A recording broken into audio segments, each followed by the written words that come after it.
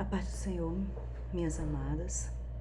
Estou aqui para fazer um vídeo pertencente à mentoria Saia do Caos, que faz parte de um projeto de avaliação, no caso, avaliação final, de todas as aulas que nós assistimos até agora.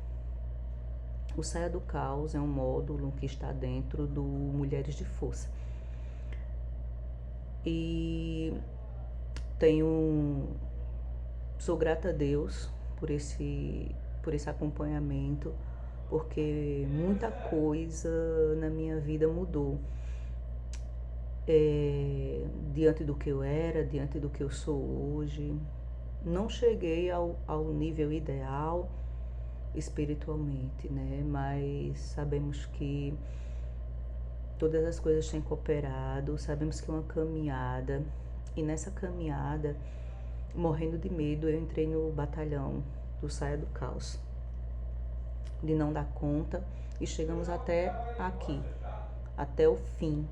E eu estou aqui para fazer esse vídeo como prova final. Foi difícil escolher uma aula, mas de tantas aulas que me tocou, eu escolhi essa, né? Acho que talvez seja a maior aula, uma das maiores aulas. Eu não cheguei a olhar o tempo das outras, mas essa foi uma aula bem longa. Assisti esse vídeo várias vezes para poder tentar elaborar essa aula. Mas estou aqui, né, para falar por que eu escolhi essa aula sobre as circunstâncias. Abrace as suas circunstâncias, porque tocou bastante comigo. Eu sou uma pessoa antes bem matura, né? Lá nas aulas que nós falamos sobre nós mesmos no começo, eu revisando a minha vida, vi que eu era bastante imatura. Hoje em dia eu mudei muito para o que eu era, porque a maturidade não vem com a idade. Eu estou atualmente com 46 anos e quando eu casei, o que é que tem a ver com a aula, né? Tem a ver por causa de abraçar as suas circunstâncias. Quando eu casei, meu marido bem mais novo do que eu querendo casar logo, porque já me sentia velha, não queria ficar pra titia, já queria ter logo filhos por causa da cobrança externa e cobrança interna também. Casei muito atropelada. Enfim, e colhi alguns frutos amargos, né, dessa decisão, mas com o tempo eu fui buscando do Senhor essa maturidade, essa melhoria, e comecei a abraçar. Tá chamando aqui, desculpa. Tá continuando? O telefone tocou. Comecei a buscar do Senhor essa maturidade para resolver vários dilemas, vários conflitos externos e internos. E essa aula Abraça Suas Circunstâncias falou muito comigo, porque eu tenho tido essa dificuldade, que tem melhorado bastante, né? Antes eu tinha muito mais de abraçar as minhas circunstâncias. E hoje eu estou aqui para falar sobre ela, né? A aula começa assim, citando uma frase bem interessante de um filósofo espanhol, Ortega. Diz o seguinte: eu sou eu e as minhas circunstâncias. Então, tipo assim, não tem para onde você fugir. Ou você aceita as suas circunstâncias, ou você realmente vai sofrer, você vai bater a cabeça, você vai tomar decisões não muito boas, você vai viver, principalmente, você vai viver frustrada, que esse é não é o meu caso, eu viver frustrada, porque eu sei que o Senhor cuida de mim muito mais do que eu mereço. Muito mais do que eu mereço. Já tinha falado até em outras aulas, eu sou uma pessoa que eu vi o cuidar de Deus assim na minha vida de uma maneira assim claríssima, claríssima, claríssima mesmo. Mas como nós somos seres humanos altamente defeituosos, né? Assim, altamente falhos, me vem, né? Talvez eu não sei se é por causa do meu temperamento, que eu sou melancólica, mas não botando culpa em temperamento, mas eu tenho essa característica, né? Isso não justifica pecado, né? Temperamento não justifica pecado. Então, mesmo que você tenha esse temperamento, tipo assim, luta contra ele. Então, quando nós estamos diante das nossas circunstâncias da nossa vida, né, nós temos o quê? Nós temos as circunstâncias da gente. São famílias, nossa história, nossas finanças, nosso trabalho, as pessoas que estão ao nosso redor. Se você não souber trabalhar isso, vai virar um círculo vicioso. Um abismo vai chamar outro abismo. Vai acontecer milhares de frustrações. Você vai estar insatisfeita. Parece que a insatisfação é uma coisa que nunca termina na sua vida. Você sempre vê o outro melhor do que você sempre vê a grama do vizinho mais verde do que a sua. Você se esquece de olhar para você, esquece de olhar para o seu tabuleiro, né?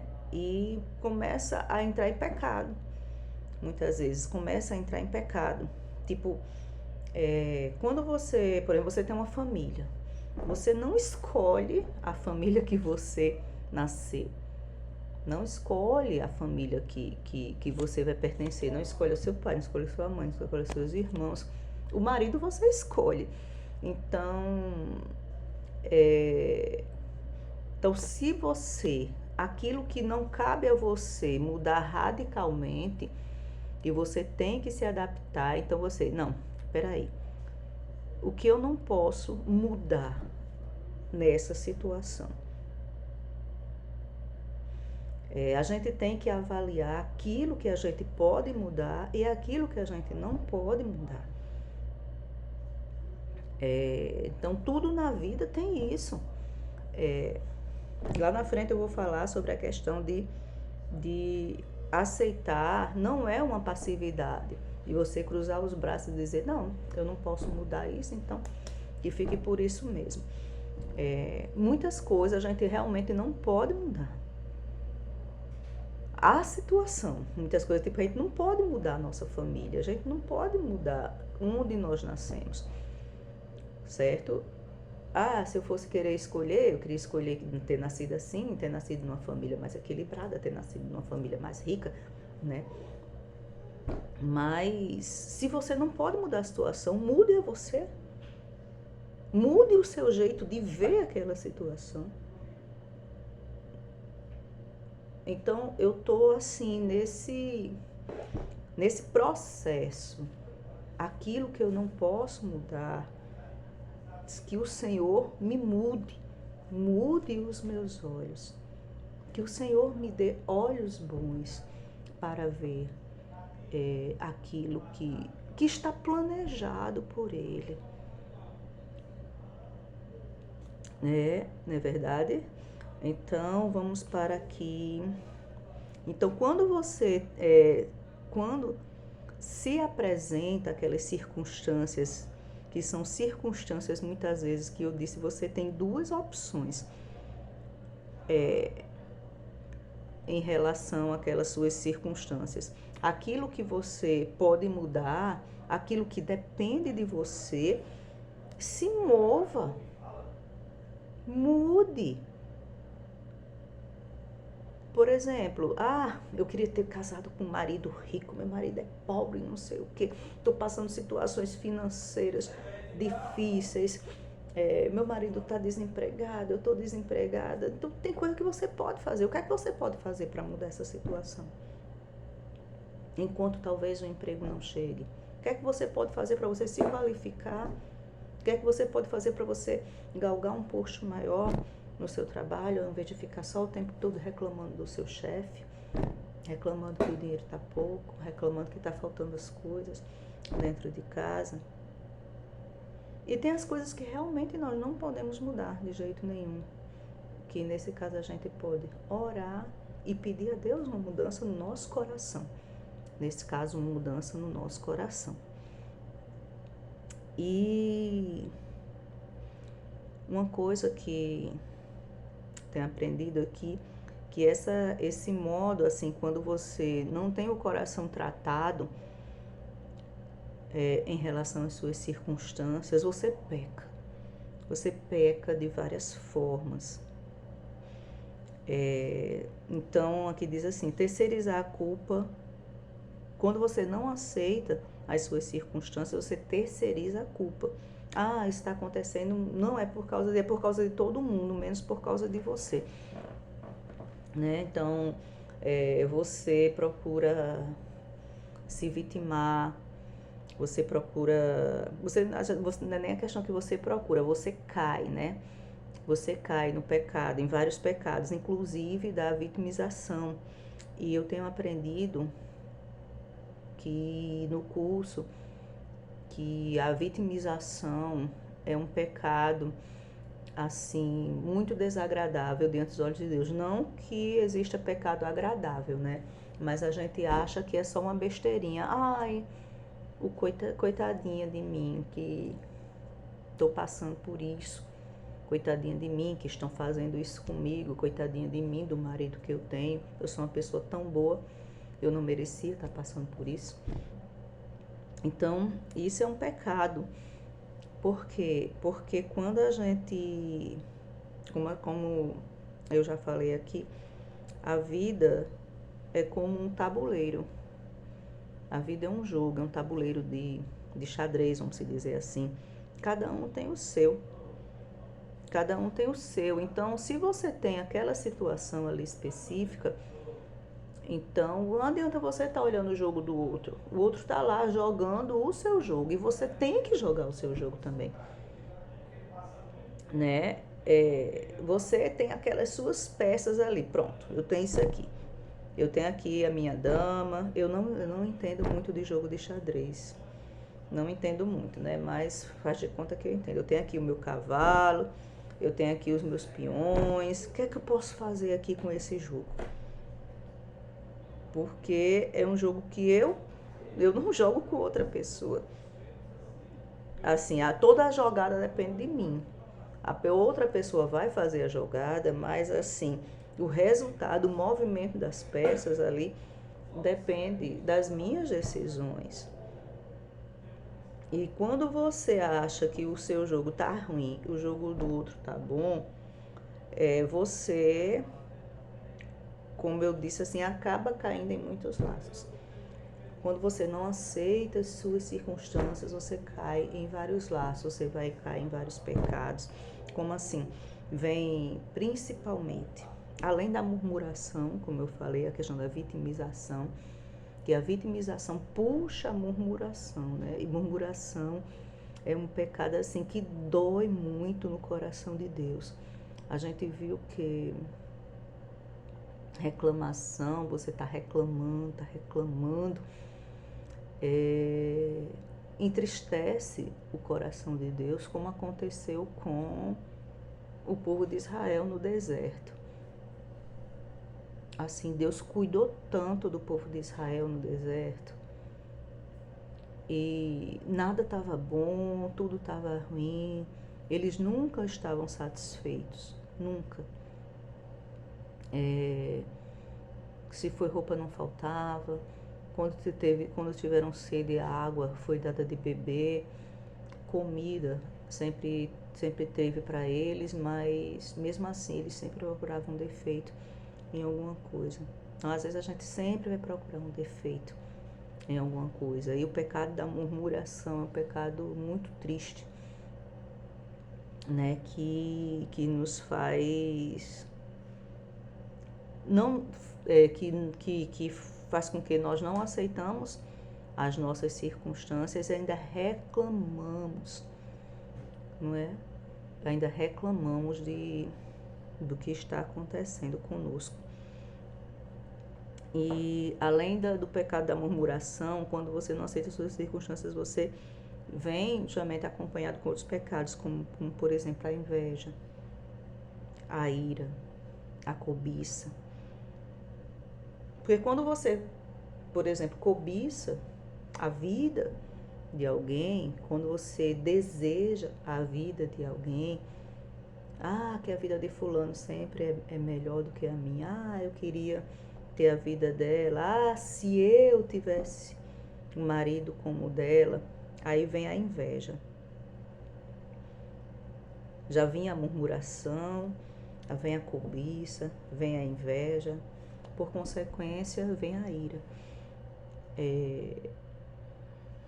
Já aconteceu comigo, principalmente com relação a redes sociais. As redes sociais, elas nos levam ao mundo perfeito. A gente sabe que aquilo é um recorte na vida de alguém, que aquilo é só uma pequena parte, a gente não conhece a vida da pessoa a fundo. Mas dá impressão, as redes sociais dão a impressão de perfeição na vida de alguém. E isso mexia muito comigo.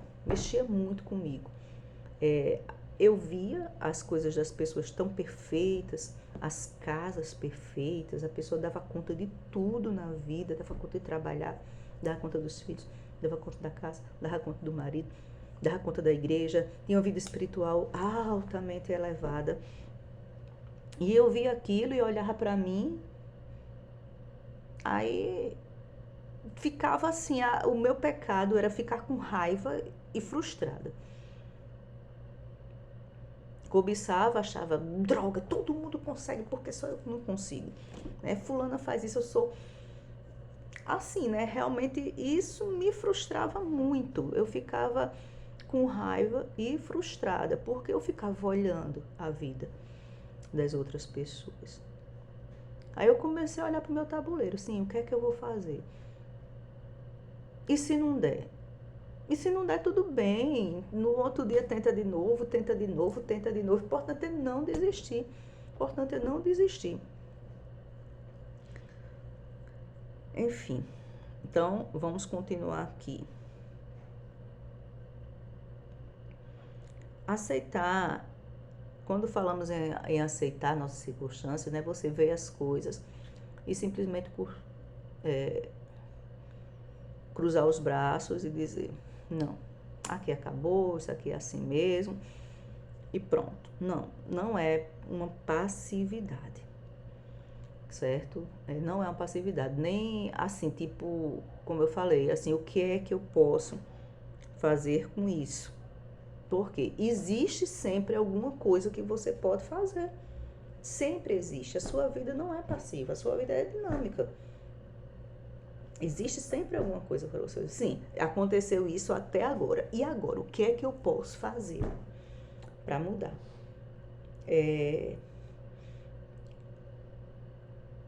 Tem coisas realmente que a gente não pode mudar, né? Aí a gente faz o quê? Senhor, essa situação, se eu não posso mudar, por que que isso está acontecendo? Alguma coisa tem. Nada nesse mundo é por acaso.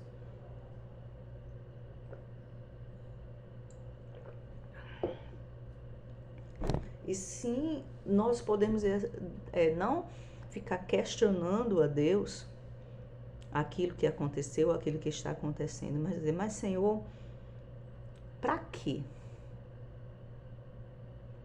Para que isso me sobreveio? Para me ensinar que muita coisa para me santificar, para que minha vida seja de testemunho para outras pessoas, para que eu possa ajudar outras pessoas, passar lá na frente pela mesma situação que eu passei, que eu estou passando e que o Senhor me deu vitória e que o Senhor transformou a causa, ou simplesmente para que eu possa obedecer, para que eu possa renunciar ao meu eu, para que eu possa alcançar o alvo, que é o céu, né? Então, que eu possa, assim, que o Senhor possa trabalhar na minha vida, para que eu possa ter esse pensamento: Senhor, se isso está acontecendo agora, se isso está acontecendo comigo, isso tem um propósito. Isso tem um propósito. Se tudo aconteceu na vida do povo de Deus, dos profetas, aconteceu na vida dos patriarcas, então nós não somos diferentes. Tudo na vida exige um propósito. Tudo na vida exige um propósito. Não existe nada assim, solto no ar. Nós não somos folha seca que o vento leva para onde quer. Então tudo na nossa vida exige um propósito, né? Então, até Jesus, na aula que nós assistimos, fala de José, sobre como o processo todo que José passou para quando foi vendido pelos irmãos para ir para o Egito.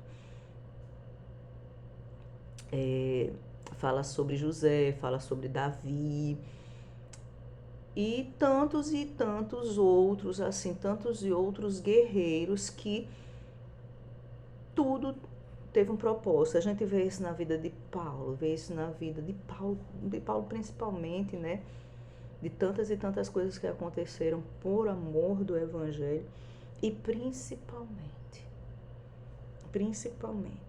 Jesus, né? Até Jesus aceitou as suas circunstâncias. Como assim? Será que Jesus já não sabia que ele ia morrer? Será que Jesus já não sabia que estava tudo planejado, que estava tudo nos planos do Pai? Será que ele não participou também desse plano da salvação? Será que Jesus não sabia que ia carregar os nossos pecados ali na cruz, né? Que o maior problema não era nem Jesus enfrentar a morte, não era nem Jesus enfrentar a traição, não era nem Jesus enfrentar o desprezo, os açoites. Não. O maior desafio de Jesus era ficar longe do Pai, era ter que carregar os nossos pecados. É uma pessoa tão santa, um ser tão santo, o próprio Deus.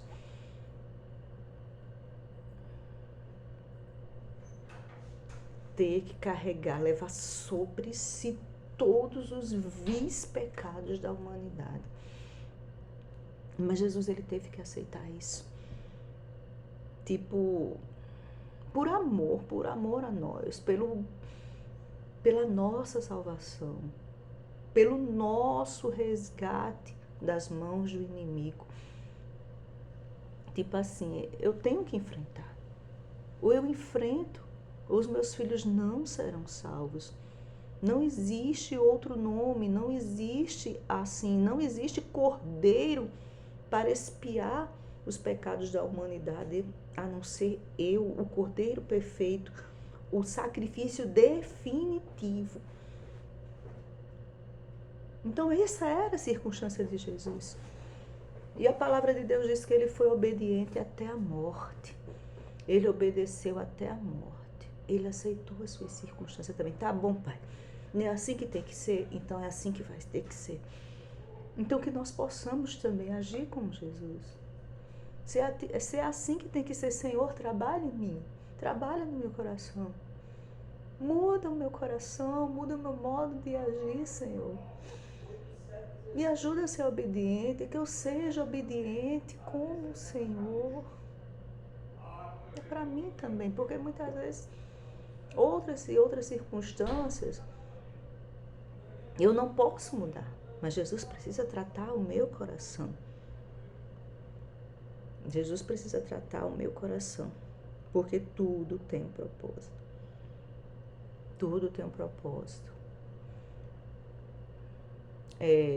Algumas coisas na minha vida foram consequências de escolhas equivocadas minhas, decisões precipitadas, como eu falei agora, como eu falei no início, né, que eu era muito imatura, que a maturidade não me veio com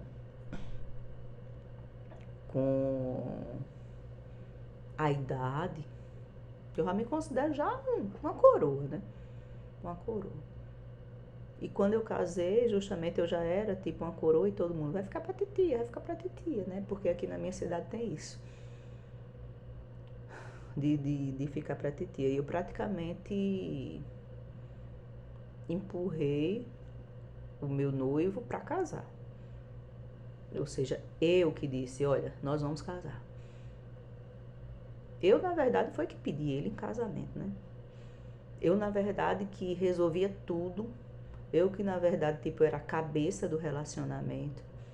Isso me desgastava, porque meu marido, como ele é muito fleumático, ele, tipo, já se achava,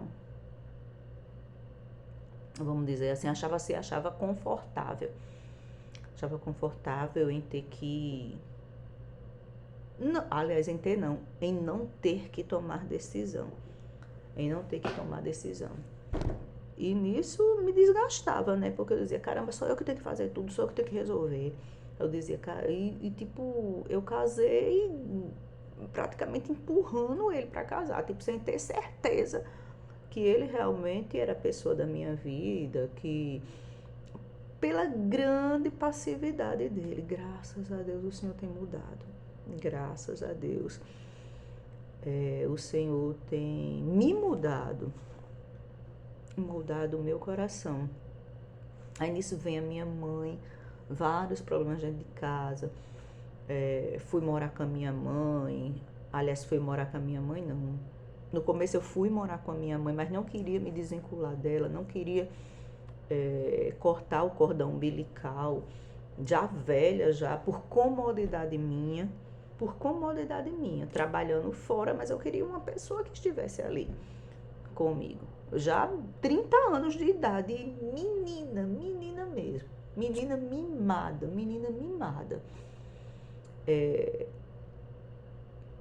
Mas eu queria minha mãe ali do meu lado. Por minha mãe também ser idosa, minha mãe não tinha marido. Idosa assim, 60 anos, né, à época. Mas minha mãe não tinha marido. Meu pai foi embora, eu era um bebê. Eu também não queria deixar minha mãe só. Minha mãe nunca teve nenhum outro relacionamento e estava comigo sempre. Aí até hoje eu colho consequências disso, porque meu marido com a minha mãe é gato e rato. Meu marido é bem pacífico, mas minha mãe é muito encrenqueira. E eu fico pra lá e pra cá, parecendo uma bola de sinuca.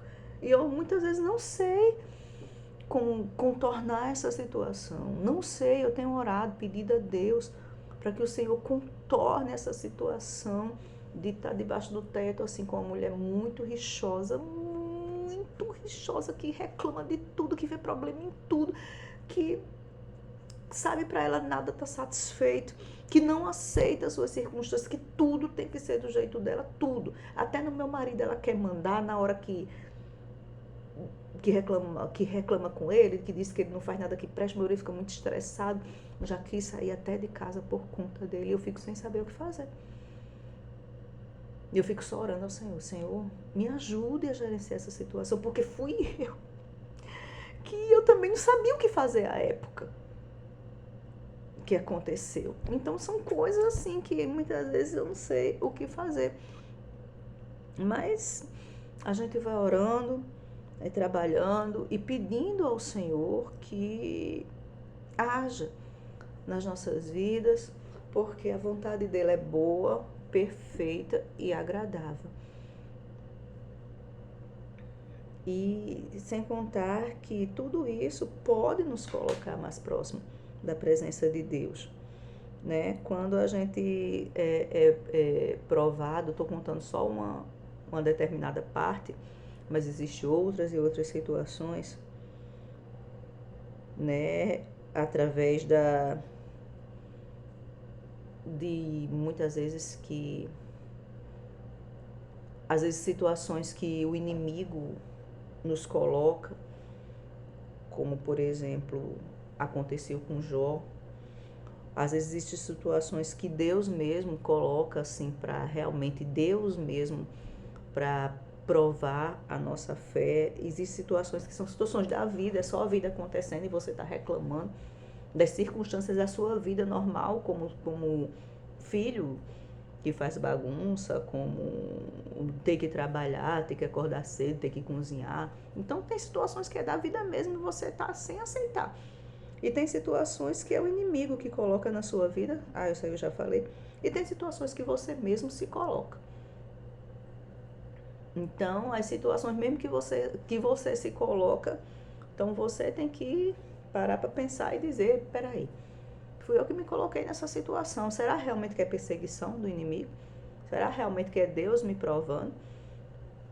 Como diz um versículo lá em Pedro, que quando a gente está, acho que é 1 Pedro, eu ia até colocar aqui, mas diante de tanta coisa terminei me esquecendo. Quando a gente está sendo perseguido por amor a Cristo, então nós temos que ficar muito felizes. Então, se nós estamos sendo perseguidos por amor a Cristo, é motivo de alegria. Agora, só que lá, nesse mesmo trecho, no capítulo seguinte, fala que se você está sendo perseguido por amor a Cristo, agora se você está sendo perseguido por situações que você mesmo falou demais, porque você mesmo se colocou, porque você mesmo teve a língua grande, que você está sendo perseguido por causa das suas próprias atitudes que não condizem com um cristão, aí você vai ter que arcar com as suas consequências. Achei muito interessante quando eu li na versão internacional, a versão que eu li, que é a versão da minha Bíblia.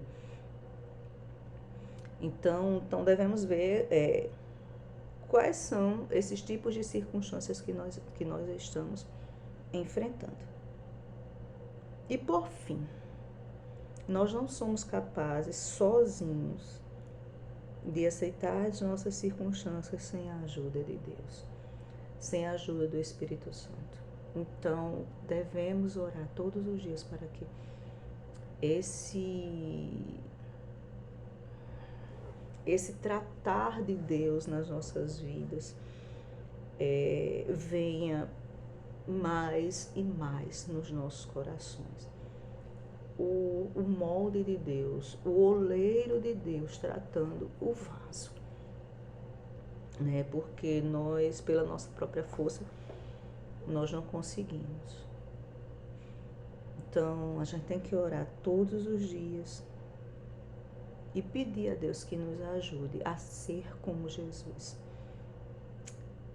Nós sempre vemos, né, assim, eu sempre falo, né, eu aprendi muito, muito, muito com Pamela e tenho aprendido todos os dias, mais e mais. De vez em quando eu me lembro de alguma coisa, de vez em quando eu me lembro. E nós não devemos ser pessoas melhores, porque afinal de contas nós não temos nada de bom em nós mesmos, para nós sermos, eu quero ser uma pessoa boa, mais e mais, cada dia uma pessoa melhor. Não, em nós não temos nada de bom. Nós não devemos procurar ser pessoas melhores. Nós devemos procurar ser parecidos com Cristo, ser parecidos com Jesus. Aí sim. Então, que a nossa oração seja, Senhor, que eu seja parecida contigo.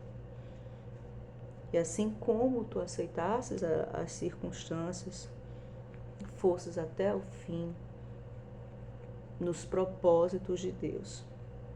Que eu possa também aceitar e conhecer quais são os propósitos de Deus na minha vida. E aquilo que eu não conhecer, aquilo que eu não entender, me ajude para quando chegar na eternidade, eu saber por que que isso aconteceu. Mas até lá, que o Senhor venha nos ajudar a entender os propósitos dele na nossa vida. Amém? Então eu fico por aqui.